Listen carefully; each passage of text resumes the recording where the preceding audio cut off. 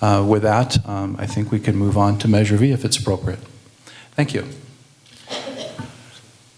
This is, as many of you know, the second term for our current governor, Jerry Brown. When he began his second term, he took office with a philosophy to redirect the way public schools were funded in this state. He was the superintendent and trustee of a charter school district in Oakland, and through that experience, he saw the complexity that public school funding created when he was trying to run a school district. When he became governor, he proposed a local control funding formula, and that did two things. It, one, eliminated some of the complexity and restricted funds that local school districts are subject to, as we heard this evening with our cities and municipalities are as well. But first and foremost, it also eliminated the state portion of school facilities. He didn't philosophically believe that the state should incur any future debt in regards to local school facilities. That then put that onus on local communities. So our board was looking at the future and the growth in Lake Elsinore and the need in facilities, looking at, through the local control funding formula, how do we meet the needs of a growing community through facilities? And second, knowing that as our kids are going to compete in the 21st century, how do we meet the needs for classroom technology on an everyday basis for our kids to be prepared for the jobs that we heard earlier would be coming to Lake Elsinore with an educated community. So we were challenged with those two things, neither of which the state is willing to fund at the local level and has pushed that down to the community. So our board took a decision that we're now on the November ballot with Measure V. That is a $105 million bond with $52.5 million for classroom technology over 20 years. It gives us an opportunity to purchase $6 million in technology every 4 to 6 years on a rotational basis, so that we'll have up-to-date and current technology throughout all of our schools across Canyon Lake, Lake Elsinore, and Wildomar, and the county areas that we serve, so that all of our students would have the opportunity to engage with that technology on an everyday and regular basis. That's an exciting opportunity for our kids. It's an exciting opportunity to meet the economic growth that I heard earlier as well, to prepare students for that challenge. Second to that challenge, we have $52.5 million that is designated for facility enhancements, improvements, and new classrooms. There are many things that we want to address for future needs, but first and foremost, to meet the needs of the growing community that Lake Elsinore is, we're going to need 2 future elementary schools. We're proposed to have one at Albert Hill and one at Wasson Canyon. Those 2 elementary schools would relieve crowding at our current elementary schools and meet the needs for future growth that's projected in Lake Elsinore in the next 3 to 5 years. Some 6 to 10 years out in regards to the Wasson Canyon area itself. But that projected growth is going to need facilities. The current developer fee laws in the state also don't pay for new facilities. They augment just a portion of those fees. So the developers do pay the school district a fee. It covers about 30% of the price of a new school construction. It doesn't cover any of the soft costs in regards to staffing, furniture, or other needs that a school would require. Measure V would allow us to be able to meet those needs of the community, as well as adding classrooms to lower class size, to look at things such as all-day kindergarten that we don't currently offer, and we're restricted in regards to our facilities. Measure V would also allow us to be eligible on the November ballot. There is a state facilities fund bond known as Proposition 51. Should that happen to pass, our school district would be required to be eligible for those funds, to be able to match those funds. So by the passage of Measure V, we have the opportunity to utilize our $52.5 million. That could become $105 million invested right here in Lake Elsinore. So we're very excited about this proposition that we have on the November ballot. We think it's going to be terrific for Lake Elsinore for a couple of reasons. First and foremost, because that investment from our community into our community puts people to work right here in Lake Elsinore. Our contractors are local that we utilize on an ongoing basis for that construction, which pumps millions of dollars into the Lake Elsinore economy. which could only be a windfall. It also allows us to go forward into the future to look at facilities that meet the needs of the 21st century in regards to the infrastructure necessary. Current classrooms to compete need to be wireless, and we need to be able to have a wireless district. We are almost 90% wireless currently in our classroom, but that technology has to be constantly upgraded in that regard. The devices that our teachers and our kids use have to allow them to be competitive on a worldwide scale. So we're very excited about that. I think if we look at the measure itself specifically, one of the questions that I've received quite a bit is, okay, Mr. Superintendent, how much? Our school board was very cognizant of the fact that we have to be reasonable. Our school district has not passed a measure since 1964. And so we knew it was an uphill climb going forward to have that investment in the community. We're looking at an average of $19 per assessed value per 100,000 in our school district. The current assessed value in Lake Elsinore is $246,000 per household. So we're looking at, we were trying to stay right in that $50 average annual tax per year. For a $50 investment, we'd be able to maximize the technology that our kids can use and prepare for the future. That was a threshold that we wanted to maintain and stay at. And we're very excited about that opportunity. And we think that from the feedback we've had so far, that seems like a very reasonable number.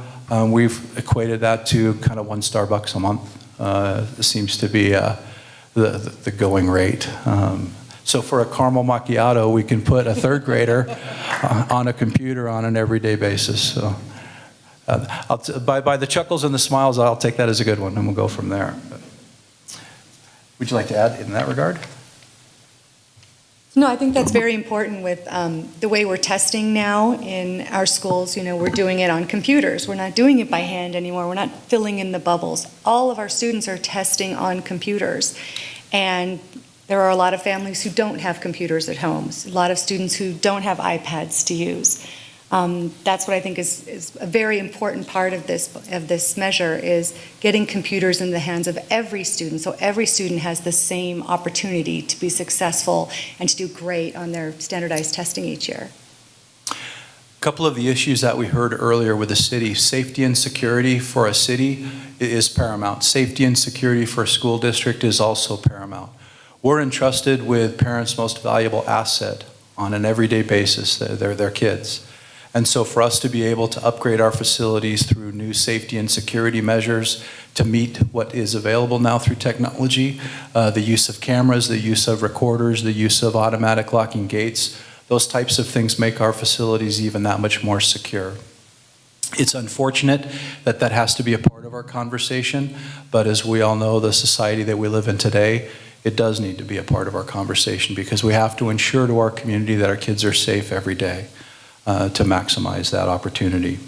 We also have the ability to upgrade all of our facilities in regards to our areas of athletic fields and performing arts.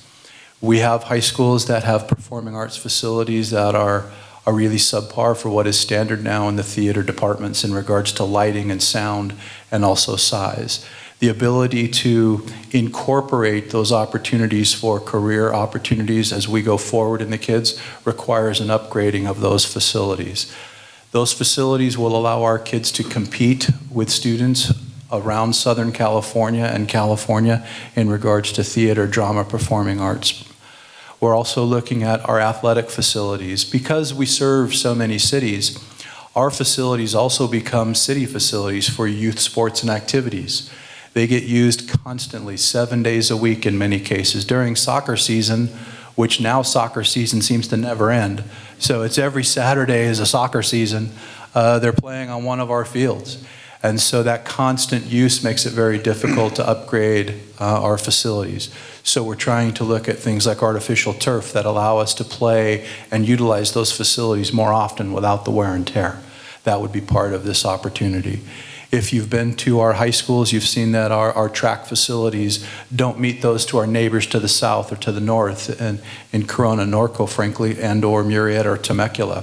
So we'd like to upgrade those so that our kids are competing on the same, practicing and competing on the same facilities that those that we're competing with in our league events. Some of the things that don't have as much glamour but are essential are heating, air conditioning, and in the city it was roads, I heard, with asphalt. For us, it's parking lots and asphalt. The heat and the variance that we have in our region creates a lot of maintenance issues with our plumbing, HVAC, and our asphalt. The highs and lows of our temperature create a deterioration of those facilities, and it's a constant maintenance and upgrade that needs to be required. And without the state help for those kinds of things, we're really depending upon the local community to make that investment in our facilities. I think that most of you realize that the quality school district also attracts people to our community. People move here for schools, and so the value of homes goes up if our school district can do a world-class job that we believe we can with the passage of Measure V. We touched on that one a little bit. We had a PowerPoint, but it's not real conducive because you're facing this way and the PowerPoint's that way. That way? And so I think it's a little easier to go this way. That's why they said scrap the PowerPoint, huh? Exactly.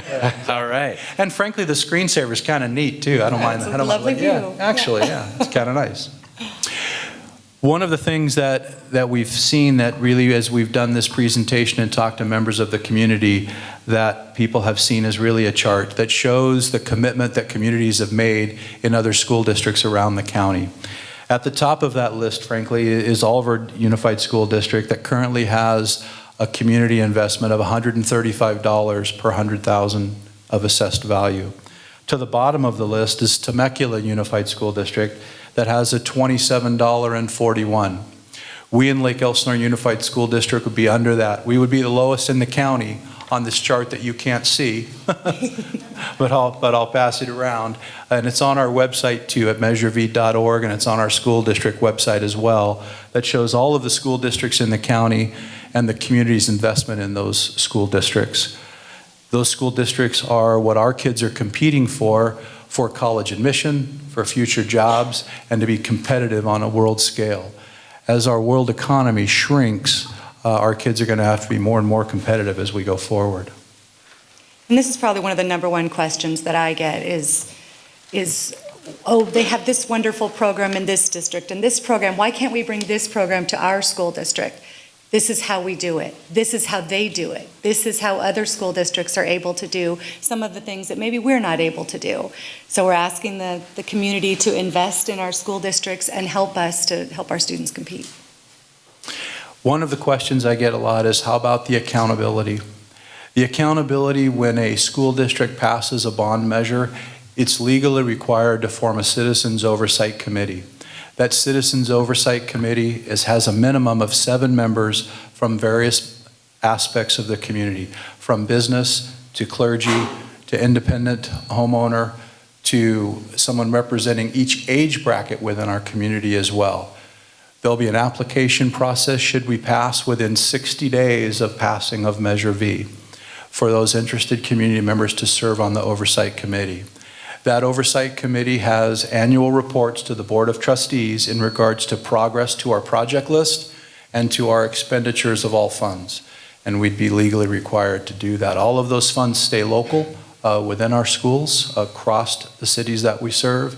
And those Oversight Committee is our neutral body, can be non-affiliated with the school district in any way, to make sure we have strict accountability for the use of those funds.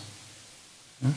And the wonderful thing about it is those $19 all stay here in our local schools. It doesn't go somewhere and then is shifted through different levels of bureaucracy. This is our local community investing in our local schools, and all of it stays here. Yeah, absolutely. We have a few minutes left. If there's any questions from the floor, we'd be really happy to try to address a question or two. I think we have a few minutes left before. You do have a few minutes left, and if there is any questions, sir, in front.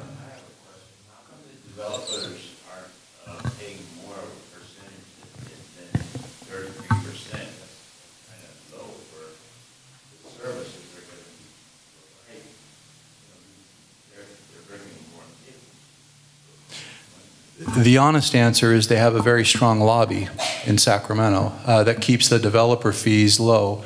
Currently, the state has proposed what's known as Level 3 developer fees, which is about 70%, almost double what the current rate is. That's been held up in court by the Builders Association and Developers Association and has never been implemented. To my knowledge, Level 3 fees in the state of California have never been implemented either in the 25 or 30-year history of the state building project.